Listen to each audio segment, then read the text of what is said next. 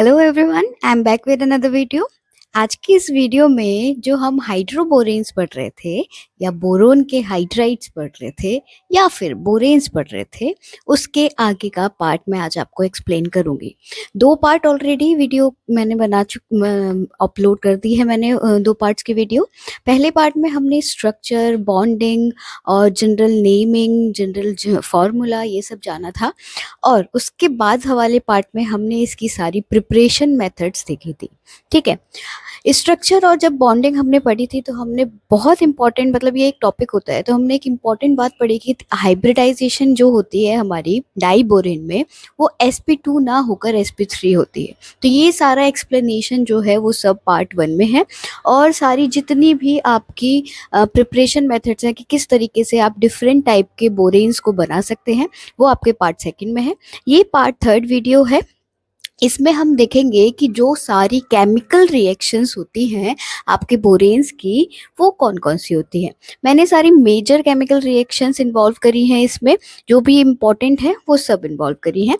आपको एमसीक्यू भी मिलते हैं, आपको रिटन एग्जाम में लॉन्ग क्वेश्चन या शॉर्ट क्वेश्चन की फॉर्म में भी ये टॉपिक देखने को मिलता है। चलिए शुरू करते हैं, ज़्यादा टाइम नहीं वेस्ट करेंगे।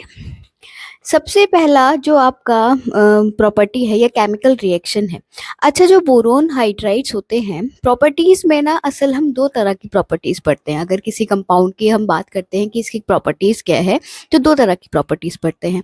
एक होती है फिजिकल प्रॉपर्टीज और एक होती है आपकी केमिकल प्रॉपर्टीज। फिजिकल प्रॉपर्टीज में हम ये देखते हैं कि भाई उसका स्टेट ऑफ मैटर क्या है, उसकी वॉलेटिलिटी क्या है, सॉल्युबिलिटी क्या है और क्या मेल्टिंग पॉइंट है, क्या बॉइलिंग पॉइंट है, ये सब हम फिजिकल प्रॉपर्टीज में देख लेते हैं। बट जब केमिकल प्रॉपर्टीज की बात आती है तब हम सारी केमिकल रिएक्शंस देखते हैं। जो भी आप कंपाउंड की देख रहे हो, तो वो कंपाउंड्स कौन कौन सी रिएक्शंस परफॉर्म करता है, कौन कौन सी रिएक्शंस देता है। मतलब इससे हम ये पता लगाते हैं केमिकल रिएक्शंस की केमिकल प्रॉपर्टीज से कि वो कंपाउंड कौन से और प्रोडक्ट्स बना सकता है, कौन से और कंपाउंड्स बना सकता है। तो फिजिकल प्रॉपर्टी में बोरेन बहुत सारे होते हैं, जैसे B2 का भी है, B4 का भी है, B5 का भी है, B6 का भी है। तो ज़्यादातर जो इनकी एक प्रॉपर्टी है फिजिकल प्रॉपर्टी, वो ये है कि ज़्यादातर, एक्सेप्शन हर जगह है, ठीक है, एक्सेप्शन भूल जाओ, एक्सेप्शन को छोड़ के जो बोरेन्स हैं वो वॉलेटाइल नेचर के होते हैं।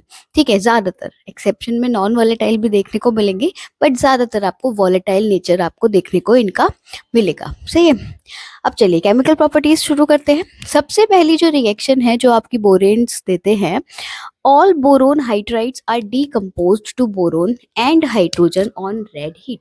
जब आप रेड हीट करते हो किसी कंपाउंड को, रेड हीट का मतलब होता है, जैसे कभी रेड हीट आपको कैसे समझे, रेड हॉट, आपने वो भी किया होगा ना, सोडियम एक्सट्रैक्ट बनाया होगा तो उसको इग्निशन ट्यूब को रेड हॉट कर लेते हैं, बिल्कुल इतना टेम्परेचर देते हैं कि वो बिल्कुल रेड हो जाती है गर्म होने पर, वही वाला। या आप किसी चीज़ को पेचकस को गर्म करते हैं तो वो बहुत ज़्यादा टेम्परेचर दे दो तो वो रेड होने लगता है ना, वही वाला रेड हॉट, उतना टेम्परेचर। सही है, तो अगर बोरोन हाइड्राइड्स को हम रेड हीट करते हैं तो डिकम्पोज होने का मतलब होता है टूटना। ठीक है, टुकड़े होना, उसके पार्ट्स होना, टूटना। ये जो डिकम्पोज है, जब आप रेड हीट करते हो तो बोरेन्स जो होते हैं वो डिकम्पोज हो जाते हैं और डिकम्पोज होने के बाद वो आपको क्या देते हैं, बोरोन और हाइड्रोजन देते हैं। तो ये आपकी रिएक्शन हो गई। B2H6 मतलब आपका डाइबोरेन है। नेमिंग हमने पीछे वाले पार्ट में देख ली थी, पीछे वीडियो में देख ली थी। तो ये आपका डाइबोरेन है। डाइबोरेन जब रेड हीट करा जाता है तब आपको इसमें मिलता है बोरोन और हाइड्रोजन। हाइड्रोजन गैस है, इसलिए इसके आगे आपको इस तरीके का एक एरो दिख रहा है जो ऊपर की तरफ जा रहा है, क्योंकि गैस क्या होती है, अगर रिएक्शन में गैस बन रही है, गैस तो इवॉल्व हो जाएगी ना, गैस क्या होगी, इवॉल्व हो जाएगी। देन आपका नेक्स्ट रिएक्शन है, all boranes are readily oxidised by air और oxygen and form explosive mixture. This is important reaction. Explosive mixture आप बोरेन्स से बना सकते हैं।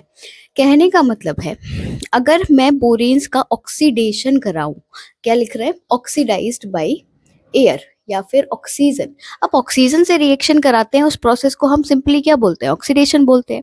तो अगर हम बोरेन्स का ऑक्सीडेशन कराते हैं तब आपका जो रिएक्शन है उसमें इतनी ज़्यादा हीट एनर्जी, हीट इवॉल्व होती है, निकलती है कि वो एक एक्सप्लोजिव कंपाउंड की तरह काम में लिया जा सकता है। सही है। अब B2H6 आपका डाइबोरेन है, ऑक्सीजन लिया हमने, एयर का मतलब भी हम क्या कहते हैं इसमें, ऑक्सीजन लिया। तो ऑक्सीजन की रिएक्शन अगर हमने कराई है तो ये बोरोन का आपको ऑक्साइड देखने को मिलता है B2O3, और साथ में आपको 3 मॉलिक्यूल वाटर के मिलते हैं। ये जो आपने डेल्टा H लिखा है, इससे आपको पता चलेगा कि कितना अमाउंट ऑफ हीट रिलीज हो रही है, -2165, यानी कि 2165 किलो जूल पर मोल, इतना अमाउंट ऑफ हीट इस रिएक्शन होने पर निकल रहा है। तो ये क्या है, बहुत ही एक्सोथर्मिक रिएक्शन है, मतलब बहुत ही ज़्यादा हीट प्रोड्यूस होती है, इसलिए आप इससे एक्सप्लोजिव मिक्सचर भी बना सकते हैं, एक्सप्लोजिव कंपाउंड भी बना सकते हैं। देन थर्ड रिएक्शन है आपका डीकम्पोज बाई एल्कलीज। डीकम्पोज का मतलब हम समझ चुके हैं, ये टूट जाता है। एल्कलीज का मतलब क्या होता है, एल्कलीज सिंपली आप किसे कहते हैं, मेटल के जो हाइड्रोक्साइड्स होते हैं उनको आप एल्कलीज नाम देते हैं। सही है। अब जो जनरली आपने हाइड्रोक्साइड पढ़े हैं उसके मेटल के, वो NaOH और KOH आपने ज़्यादातर देखे होंगे। एल्कलीज का देखो, बेस जो होते हैं ना, बेसिस, जैसे एसिड्स और बेस वाले जो बेस होते हैं, क्षार जो होते हैं, उन्हीं का दूसरा नाम आप एल्कलीज भी कह सकते हो। सही।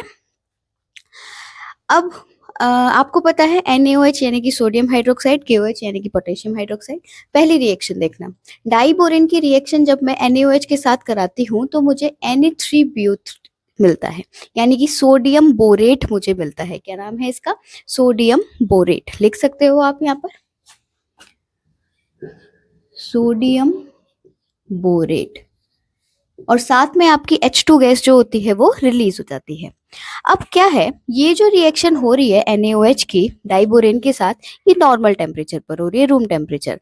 बट अगर आप 0 डिग्री सेंटीग्रेड का टेम्परेचर रखते हैं रिएक्शन कराने के लिए, तब हमने ये देखा कि जो डाइबोरेन होते हैं वो सोडियम हाइड्रोक्साइड से रिएक्शन नहीं करते हैं, बट पोटेशियम हाइड्रोक्साइड से रिएक्शन करने के बाद वो पोटेशियम हाइपोबोरेट की फॉर्मेशन करते हैं। क्या हुआ, डाइबोरेन ने रिएक्शन करी आपके पोटेशियम हाइड्रोक्साइड के साथ, कितने टेम्परेचर पर, 0 डिग्री सेंटीग्रेड पर, और आपका बना K2B2H6O2, जिसका नाम होगा पोटेशियम हाइपोबोरेट। अब यही पोटेशियम हाइपोबोरेट आपका हाइड्रोलिसिस करेगा, यानी कि H2O से रिएक्शन करेगा, और आपको फाइनल प्रोडक्ट देगा। ये है इसका फाइनल प्रोडक्ट, आपको फाइनल प्रोडक्ट देगा KBO2। KBO2 क्या है, पोटेशियम मेटाबोरेट। क्या है, पोटेशियम मेटाबोरेट। अब यहाँ पर एक चीज और मैं आपको सिखाऊंगी, पहले थर्ड रिएक्शन देखते हैं, इन्हीं दोनों से रिलेटेड है।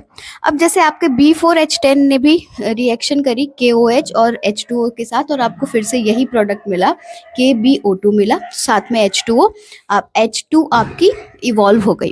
अब मैं अगर B6H12 की भी रिएक्शन करना चाहती, अगर मैं B6H10 की रिएक्शन करती और KOH के साथ, तब क्या होता, यहाँ पर 6 मॉलिक्यूल आपके KBO2 के बन जाते, और साथ में आपकी हाइड्रोजन की जो गैस थी वो क्या हो जाती, इवॉल्व आउट हो जाती।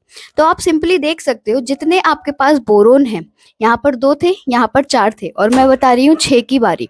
तो क्या होगा कि यहाँ पर जितने मॉलिक्यूल, जितने एटम आपके बोरोन के हैं, उतने ही एटम आपके पोटेशियम मेटाबोरेट के भी बन रहे हैं। सही है। देन आपकी फोर्थ रिएक्शन आती है decomposed by water. Decomposed by water में जो आपका डिकम्पोजिशन हो रहा है बोरेन का, वो पानी के थ्रू हो रहा है।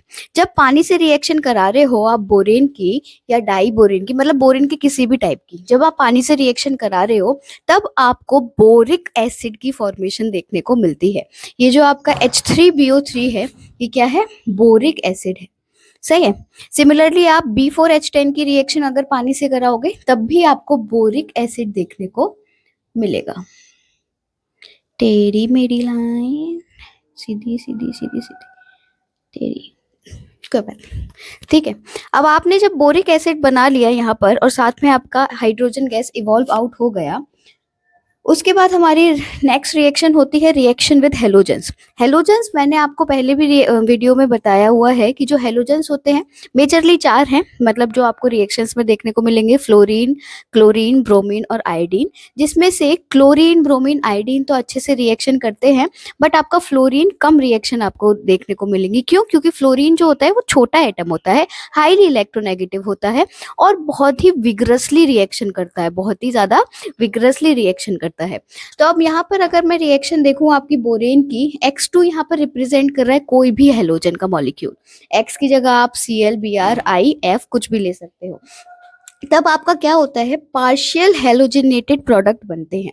पार्शियल हेलोजिनेटेड प्रोडक्ट का मतलब है कि सारे H की जगह आपका हेलोजन आकर नहीं लग रहा है, सिर्फ और सिर्फ एक हाइड्रोजन की जगह आपका Cl मतलब हेलोजन आकर सब्स्टिट्यूट हो रहा है। तो आपने क्या करा, B2H6 प्लस X2 करा।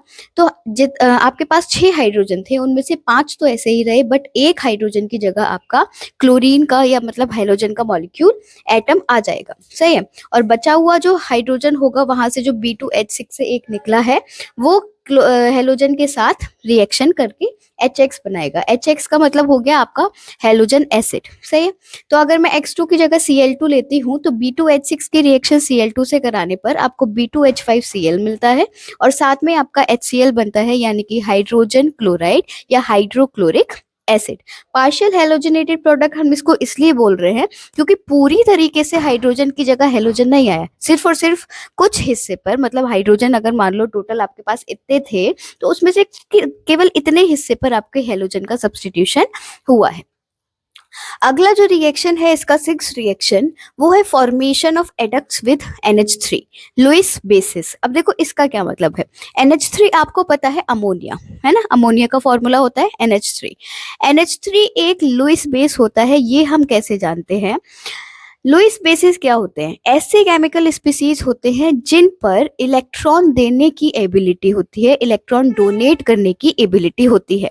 अब चाहे वो कैसे भी हो, अब नाइट्रोजन पर, अमोनिया में जो नाइट्रोजन है उस पर एक पेयर लोन पेयर इलेक्ट्रॉन्स का होता है। ठीक है। अब जो लोन पेयर इलेक्ट्रॉन्स है उसका मतलब ही ये है कि ये एडिशनल इलेक्ट्रॉन्स आप किसी को डोनेट कर सकते हो, दे सकते हो। इसलिए अमोनिया क्या है, आपका एक लुईस बेस है। अमोनिया के अलावा भी बाकी लुईस बेसिस के साथ भी इसकी रिएक्शन हो सकती है। अब बात करें एडक्ट्स की। एडक्ट्स क्या होते हैं, एडक्ट्स ऐसे केमिकल कंपाउंड्स होते हैं, मान लो A प्लस B की आपने रिएक्शन कराई, इनके बीच कोई पर्टिकुलर बॉन्ड नहीं बन रहा है। ठीक है, कोई टाइप का ऐसे जो प्योर बॉन्ड्स होते हैं वो नहीं बनते हैं, बट फिर भी ये साथ में रहते हैं, दोनों कंपाउंड्स A और B साथ में तो रहेंगे, बट इनके बीच कोई पर्टिकुलर बॉन्ड नहीं होगा। सही है। तो B2H6 की रिएक्शन आपने अमोनिया से कराई, अमोनिया का अमाउंट क्या होना चाहिए, एक्सिस, अधिक मात्रा में आपको अमोनिया लेनी है, टेम्परेचर आपको लो रखना है, तब आपके पास ये एडक्ट बनता है, दिस B2H6.2NH3। अब जो एडक्ट्स होते हैं ना, उनमें आपको देखने को मिलेगा, मतलब इसके अलावा भी और जो एडक्ट्स होंगे उनमें आपको 2 हिस्से देखने को मिलेंगे, एक कैटाइनिक हिस्सा होगा, एक एनाइनिक हिस्सा होगा। कैटाइनिक हिस्सा जो होगा उस पर पॉजिटिव चार्ज होगा, एनाइनिक जो हिस्सा होगा उस पर नेगेटिव चार्ज होगा। तो B2H6.2NH3 को आप कैसे लिख सकते हैं, BH2NH3 का होल 2 और उस पर पॉजिटिव चार्ज, साथ में BH4 और उस पर नेगेटिव चार्ज। ठीक है। देन अगर आप यही सेम रिएक्शन में टेम्परेचर लो की जगह हाई कर दो, अमोनिया अभी भी हम एक्सेस अमाउंट में ले रहे हैं, अधिक मात्रा में ले रहे हैं, तब क्या होगा, आपके पास जो कंपाउंड बना वो बना 2BN। अच्छा मेरे को बताना, BN आपने पहले भी ये कंपाउंड पढ़ा हुआ है, ये जो BN है इसका नाम आप मुझे कमेंट सेक्शन में बताना, नहीं तो मैं पिन कर दूंगी कमेंट सेक्शन में इसका नाम।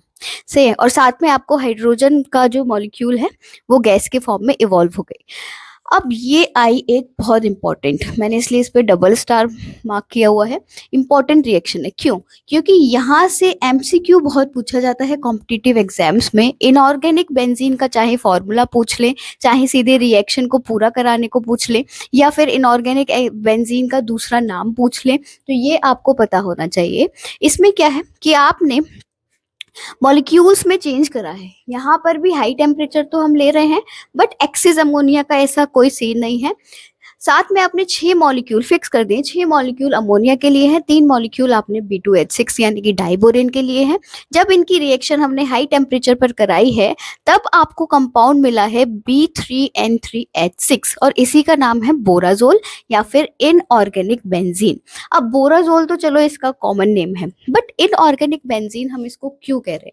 बेंजीन का फॉर्मूला सिंपल क्या होता है? बेंजीन का फॉर्मूला होता है C6H6, ठीक है। अब इसमें हमने क्या करा है, कार्बन की जगह B और N को सब्स्टिट्यूट करा है, हाइड्रोजन 6 है, हाइड्रोजन 6 है।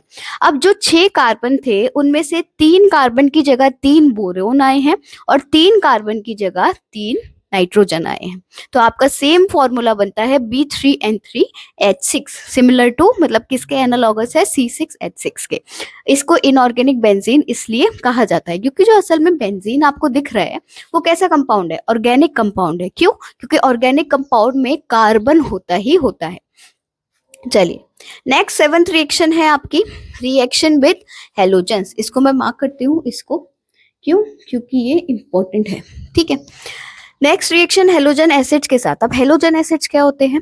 आपने एसिड्स पढ़े होंगे कि भाई सल्फ्यूरिक एसिड है और नाइट्रिक एसिड है और हाइड्रोक्लोरिक एसिड है। तो इनमें से जो आपको ये हाइड्रोक्लोरिक एसिड अभी मैंने बोला, हेलोजेंस के साथ जो भी एसिड हेलोजेंस की उसमें बन रहा है, प्रेजेंस में बन रहा है या हेलोजन के बॉन्ड के थ्रू बन रहा है, वही आपका हेलोजन एसिड होगा। अब ये HCl भी हो सकता है, HF भी हो सकता है, HBr भी हो सकता है और HI भी हो सकता है। यहाँ पर हमने हाइड्रोक्लोरिक एसिड लिया है या हाइड्रोजन क्लोराइड, दोनों इसी के नाम है। डाइबोरेन की रिएक्शन हमने HCl से कराई, तब क्या हुआ? फिर से आपको पार्शियल हेलोजिनेटेड प्रोडक्ट मिल रहा है। केवल एक H की जगह आपका Cl अगर सब्स्टिट्यूट हुआ है और बाकी जो एक H यहाँ से निकला और एक H जो ये बचा वो H2 की फॉर्म में इवॉल्व हो गया। देन आपका 8th रिएक्शन है हाइड्रोबोरेशन रिएक्शन। हाइड्रोबोरेशन रिएक्शन आपने 12th में केमिस्ट्री में भी पढ़ा हुआ है, जिसमें आपने देखा होगा कि प्राइमरी सेकेंडरी टर्शरी अल्कोहल्स की फॉर्मेशन होती है फाइनल स्टेप में जाकर, ठीक है। ये उसी का फर्स्ट स्टेप है। क्या करते हैं? एल्कीन की मदद से, अब ये R मैंने इसमें यहाँ इसलिए लगाया है, इस R की जगह कोई भी एल्काइल ग्रुप हो सकता है, CH3 C2H5 C3H7 कुछ भी हो सकता है, बट उसमें एक एल्कीन तो प्रेजेंट होगी ही होगी। जब एल्कीन की रिएक्शन आप डाइबोरेन से कराते हो तब आपको क्या मिलता है? ऑर्गेनोबोरेन मिलता है। मतलब ऑर्गेनिक कंपाउंड का बॉन्ड किससे बन रहा है? बोरेन से बन रहा है, इसलिए इसे हम ऑर्गेनोबोरेन बोल रहे हैं। उसके बाद इसकी आगे जाके हाइड्रोलिसिस कराते हैं हाइड्रोजन पेरोक्साइड से और बहुत मतलब 2-3 स्टेप दो स्टेप तो होते हैं, फिर आपका फाइनल प्रोडक्ट बनता है। उससे अभी आपको इस पर्टिकुलर कॉन्सेप्ट के लिए उसकी आपको जरूरत नहीं है, ठीक है। ये हो गया। वैसे देना चाहो तो दे सकते हो क्योंकि बन तो वो बोरोन से ही रहा है, मतलब बोरेन से ही बन रहा है वो, तो आप इसके आगे की रिएक्शन भी दे सकते हो, अल्कोहल बनाकर दिखा सकते हो। देन ये कुछ अदर रिएक्शंस हैं जिनमें से 3rd रिएक्शन आपकी इंपॉर्टेंट है। फर्स्ट रिएक्शन है ये हायर बोरेन्स की है, मतलब अभी तो हम ज्यादातर B2H6 की बात कर रहे थे डाइबोरेन की। जब मान लो आपके पास B5H9 है, B5H9 कौन से टाइप का है? निडो टाइप का स्ट्रक्चर है, ये हमने फर्स्ट पार्ट में पढ़ा था। अगर मैं इसकी रिएक्शन कराती हूँ लिथियम के एटम से, किसकी प्रेजेंस में? अमोनिया की प्रेजेंस में, लिक्विड अमोनिया की प्रेजेंस में। ये एल मैंने इसलिए बनाया, क्या है? लिक्विड अमोनिया की प्रेजेंस में। तो आपको मेटेलिक बोरेन देखने को मिलता है जो कि है Li2B5H9। ऐसे ही अगर मैं B10H14 की रिएक्शन सोडियम से कराती हूँ तो आपको फिर से मेटेलिक बोरेन देखने को मिलता है। अब यहाँ इंपॉर्टेंट क्या है? ये इसमें मैंने क्या करा है, लिथियम हाइड्राइड के साथ यानी कि मेटल हाइड्राइड के साथ, लिथियम हाइड्राइड क्या है? मेटल हाइड्राइड है, उसकी रिएक्शन अगर मैं डाइबोरेन से ईथर की प्रेजेंस में कराती हूँ तब आपको LiBH4 देखने को मिलता है। ये LiBH4 क्यों इंपॉर्टेंट है? क्योंकि बहुत सारी रिएक्शंस में ये एक स्ट्रॉन्ग रिड्यूसिंग एजेंट की तरह आपको देखने को मिलेगा। मतलब किसी कंपाउंड की रिएक्शन अगर आप LiBH4 से करा रहे हो तो ये उसका रिडक्शन कर देगा बहुत इजीली, क्योंकि स्ट्रॉन्ग है। रिडक्शन कर देगा का क्या मतलब हुआ? रिडक्शन क्या होता है? ऑक्सीजन का एलिमिनेशन, हाइड्रोजन का जुड़ना, या फिर रिडक्शन क्या होता है? इलेक्ट्रॉन्स का जुड़ना, ठीक है। तो ये हो गया आपका LiBH4 की फॉर्मेशन B2H6 से। रिड्यूसिंग एजेंट क्या होते हैं? रिड्यूसिंग एजेंट क्या होते हैं, पहले 2 मिनट पॉज करके सोचना कि आपको पता है कि नहीं रिड्यूसिंग एजेंट क्या होते हैं, ठीक है। That's all for this video. I hope video समझ आया होगा। मुझे कमेंट सेक्शन में दोनों चीज़ें बताना, रिड्यूसिंग एजेंट भी बताना क्या होते हैं, और साथ में मैंने पीछे एक और क्वेश्चन पूछा था वो भी बताना। So that's all for this video. और कोई भी आपको दिक्कत हो आप कमेंट सेक्शन में पूछ सकते हो, या कोई और टॉपिक समझना हो आप कमेंट सेक्शन में पूछ सकते हो। पूरी कोशिश करूंगी आपके जो भी डाउट्स है उनको सॉल्व करने की। और फिर मिलेंगे एक नई वीडियो के साथ। एंड टाटा बाय बाय, पढ़ाई करते